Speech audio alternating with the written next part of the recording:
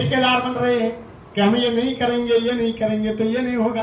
अरे भगवान ने तो ये कहा कि कर्म करें जा बंदे, फल की इच्छा मत करना इंसान, और जैसा कर्म करेगा वैसा फल देगा भगवान। यह है गीता का ज्ञान। साफ भगवान ने कह दी और साफ कहा। और हम तुम यानी ठेकेदार बन रहे हैं संसार के, कि हम यानी यहाँ के घर के ठेकेदार हैं, हम नहीं करेंगे, घर में लड़ेंगे, यानी परिवार से लड़ेंगे, बाल बच्चों से लड़ेंगे कि तुमने ये ना किया, तुमने ये ना किया, तुमने ये ना किया। अरे देखो गुरु महाराज ने एक कहानी सुनाई। साईं महाराज बोले, अरे बच्चा देखो, गर्मी का महीना था और एक किसान बैलगाड़ी में अनाज भर के मंडी को ले जा रहा था। सड़क सड़क जा रहा था, अनाज ऐसे मंडी में ले जा रहा था।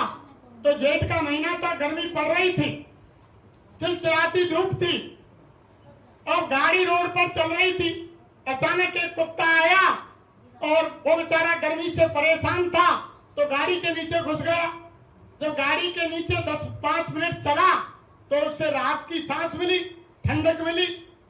अब कुत्ता मन में विचार करने लगा कि ये गाड़ी मेरे ही बल से चल रही है। कुत्ते ने विचार किया कि ये गाड़ी मेरे बल से चल रही है, मैं ही चला रहा हूँ इसका। जब वो अकड़ में ठंडक मिल गई, वहां हाथ को बंद है, वो जो अकड़ में चल भी लेगो, कबो बेलन माऊ चले जा, कबो पीछे को आ जा, कबो एक बार ज्यादा बेलन माऊ पड़ेगो।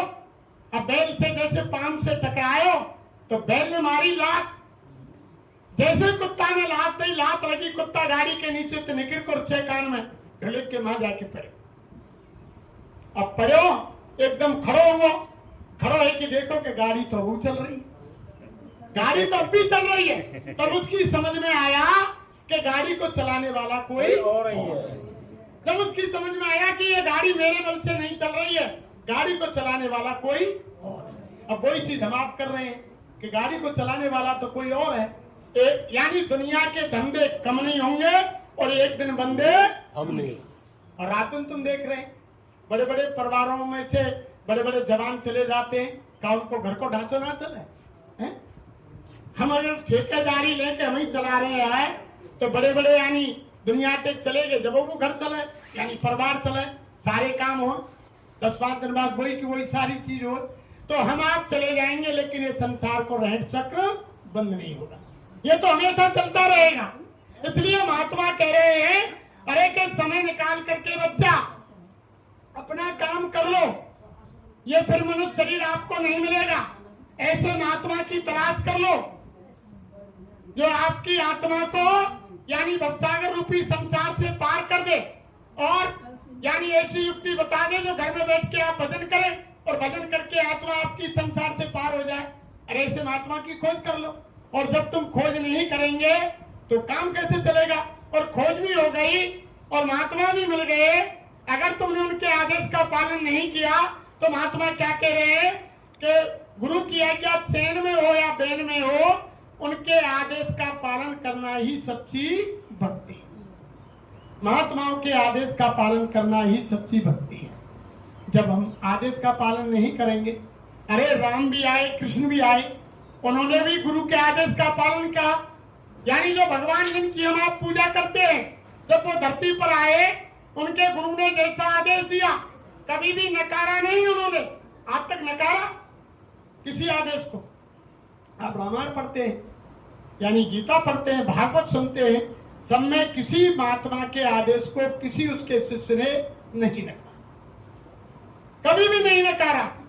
तो आप अगर गुरु के आदेश का पालन करेंगे तो काम बनेगा, लेकिन होना सच्चा गुरु चाहिए। और गुरु आपने कोई देख लिया, रामायण में चौपाई आ गई कि गुरु बिन भवन तरे न कोई, और जो ब्रह्म शंकर सब हुई कि बिना गुरु के जीव की मुक्ति नहीं है, चाहे वो ब्रह्मा शंकर भगवान के समान ऑटोमेटिक उसमें शक्ति आ जाए कि आंख का पलक घूमे, इतनी देर में सारी सृष्टि की ब्रह्मा की तरह रचना कर दे, इतनी देर में सारी सृष्टि का संहार कर दे, इतनी शक्ति ऑटोमेटिक आ जाए, फिर भी बिना गुरु के उसकी मुक्ति नहीं होगी। और तुमने कोई यानी वैसे गुरु देख लियो, काउ को घर शादी ना भई, काउ ने आदमी की हत्या कर दी, वारंट कट गए, दाढ़ी बाल रखा लिए, और काउ पे घर पे काम ना है रो, वो महात्मा को भेज धर लियो, वो मंदिर पर धर्मशाला पे पहुंच गो। इधर तुमने चौपाई सुनी कि बिना गुरु के मुक्ति नहीं है, तुमने माँ जाके दंडोत कर दी कि बाबा तुम वो भाई चेला बना। मैंने आज ही चौपाई रामायण की सुनी है कि बिना गुरु के जीव का कल्याण नहीं है। तो महात्मा क्या कह रहे, रामायण में लिखा है कि गुरु अंध बदर कर चेला, और एक नहीं सुने एक नहीं देखा, और अंधो गुरु और भैरव चेला, और दो नरक में ठेलम ठेला। दोनों को नरक जाना पड़ेगा।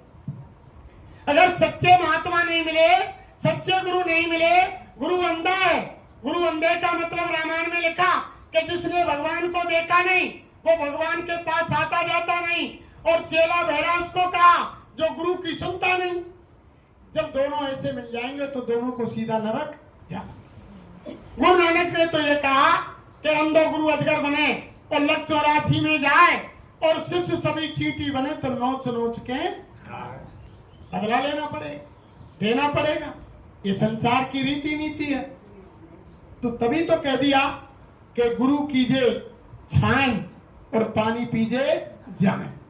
यानी पानी जानबूझकर पीना चाहिए कि मटके का है, घड़ा का है, या आरओ का है, या ठंडा है, या गर्म है, या नाले का है, या कुएं का, कहाँ का है। मौसम के साथ चल रहा है। जब जानबूझ यानी हम जानबूझ करके तो पानी पीएंगे। और बहुत से कहते हैं संसार में उल्टा के पानी पीजिए छान और गुरु कीजिए जान। पानी तो हवा, नाले को तुमको पानी गा दियो तो छाने कैसे पी लेंगे बात। यानी पानी पीजिए जान, यानी जानबूझ करके। यानी ठंड का मौसम है और तुमको बर्फ को पानी गा दियो, ठंडो फ्रीज को, तो बात छान लो कितनों कुछ ही कर लो, वो तो सीधा नुकसान करेगा। लेकिन पानी पीजिए जान और गुरु कीजिए छान। गुरु छानबीन कर करना चाहिए कि ये मालिक के पास आता जाता है नहीं जाता है, इसकी तीसरी आंख खुली है या नहीं खुली है, ये मेरी आत्मा है। इसने अगर अपनी आत्मा का कल्याण कर लिया होगा तो मेरी आत्मा का कल्याण कर देगा। जब खुद ने अपनी आत्मा को नहीं जगाया तो दूसरे की आत्मा को कैसे जगा सकता है। तभी तो महात्मा ने सारी बात कही। इसलिए जब तक वो भेदी पुरुष खोजी महात्मा नहीं मिलेंगे तब तक यानी काम नहीं। देखो, और ये भी नहीं है कि गुरु तो ग्रस्त में भी हो जाते हैं। यही नहीं है कि महात्मा ग्रस्त में रह करके, हमारे गुरु महाराज ने कहा कि जिस चीज को तुम संसार में यानी फर्स्ट लेकर संन्यास लेकर के महात्मा बन करके 6 महीने में पाओगे, उस चीज को तुम ग्रस्त जीवन में रह करके 1 महीने में प्राप्त कर लीजिए। इतना बड़ा है ग्रस्त। तुम महात्मा बन गए, सन्यासी हो गए, तब भगवान का भजन किया तो वो चीज 6 महीने में नहीं मिलेगी।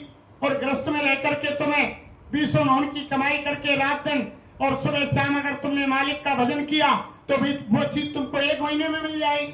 ये गृहस्थ जीवन यानी सबसे बड़ा है।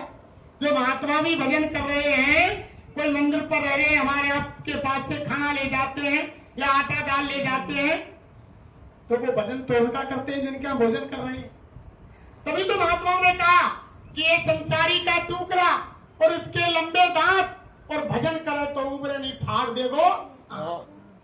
यानी ये संसार का जो भोजन है, यानी ये 9 अंगुल के दांत हैं, और अगर भजन करेंगे मालिक का तो वो उबरेगा नहीं, उसका बदला देना पड़ेगा। ऐसा नहीं है 20 नौन की जो कमाई कर रहे हैं और जो कोई महात्मा मांग कर ले जा रहा है, वो खा रहा है तो उसका बदला देना पड़ेगा। अगर भजन नहीं किया तो, और जो भजन करेंगे तो रोज झाड़ू लगता जाएगा मकान।